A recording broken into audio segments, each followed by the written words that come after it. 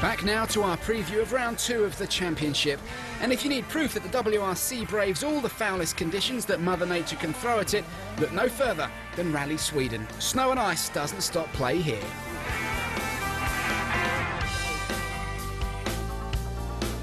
The rally was first held in 1950 as a summer event and began life under the name of the Rally to the Midnight Sun.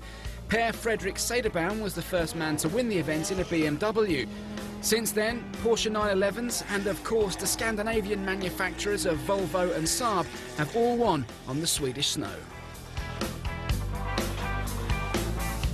The rally grew and grew in popularity, attracting drivers from all over Europe.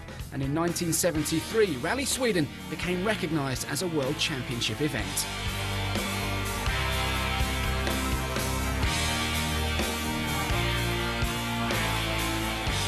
Since then, it's been dominated by Scandinavian drivers. Stig Blomqvist holds the record of 7 wins on Swedish snow, 5 of which he took with Swedish car manufacturer Saab. His final 2 came with Audi in the iconic Quattro.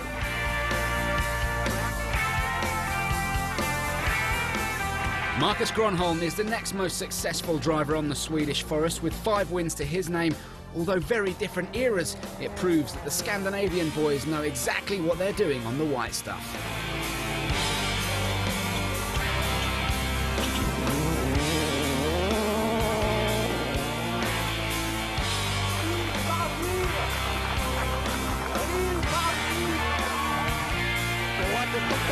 The only non-Scandinavian driver ever to win in Sweden is, unsurprisingly, Sebastian Loeb. The Frenchman took victory in 2004, driving a Citroën Zara. But since then, no other non-Scandinavian has come close. Petter Solberg, Marcus Gronholm, Jari-Matti Latvala and Mikko Hirvonen have locked out the top step ever since. Loeb is competing in Sweden in 2013, but he'll have his work cut out if he's to topple the Scandinavian boys. We can have 3-4 months snow in Finland, so I don't know, maybe that helps a little bit, but we just love it. That's our kind of conditions. Sweden tests both the cars and drivers to the ultimate limit. For the drivers, keeping warm is key, and it seems their toes suffer the most. Their race boots have an ultra-thin sole to give them more feeling on the pedals, but that comes at a price. These boots are not designed for the cold, so they use battery-powered boot warmers to keep their toes cosy during the rally.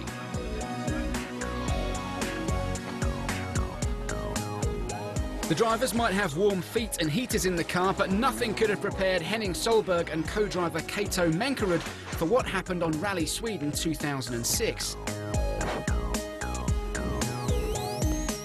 It's cold enough as it is, without a carload of snow coming through your smashed windscreen.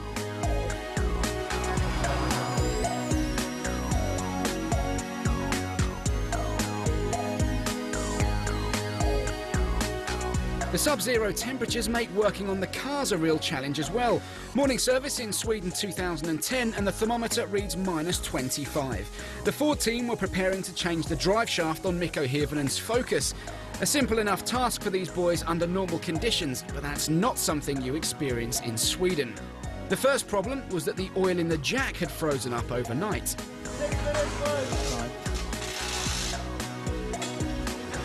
With the job eventually complete, just 30 minutes later, the jack had frozen to the bottom of the car. The cold temperatures change everything.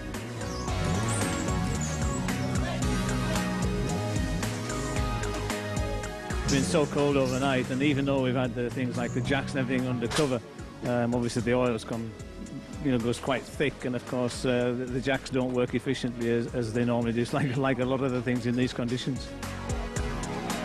Racing engines don't like being at -10.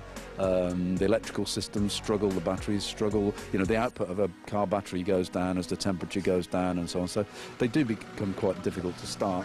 So we have to do a lot of special preparation in the cars. Obviously, there's the cooling system. You have to make sure you don't overcool the engine. You have to have all, proper percentages of antifreeze and all the sort of things that you'd expect.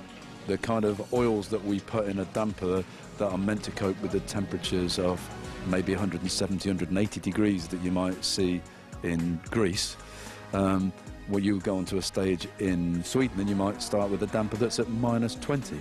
So oils don't like that kind of thing. There are not many lubricants and oils that are happy at -20. 4 components on the car that are happy at -20 are the studded winter tyres. Although the design and rules have evolved over the years, the principles remain entirely the same. Armed with 380 metal studs, Michelin's ice and snow tyre is what provides the grip the cars need to reach astonishing speeds on sheet ice.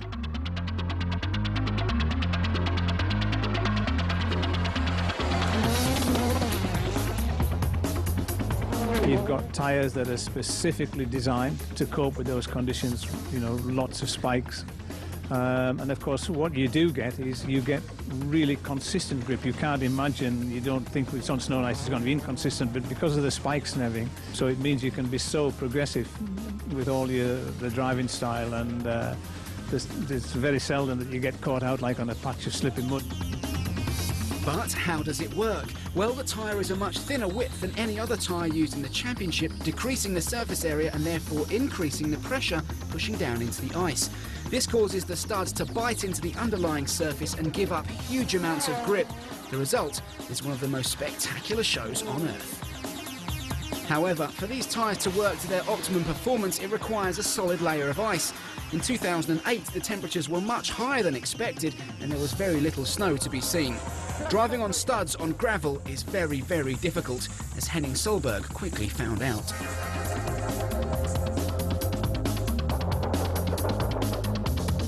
So, despite the cold hands and toes, components freezing up and risking taking a face full of snow, one thing the drivers will be praying for is ice. Without it, these tyres simply do not work, and driving fast in Sweden becomes an impossibility.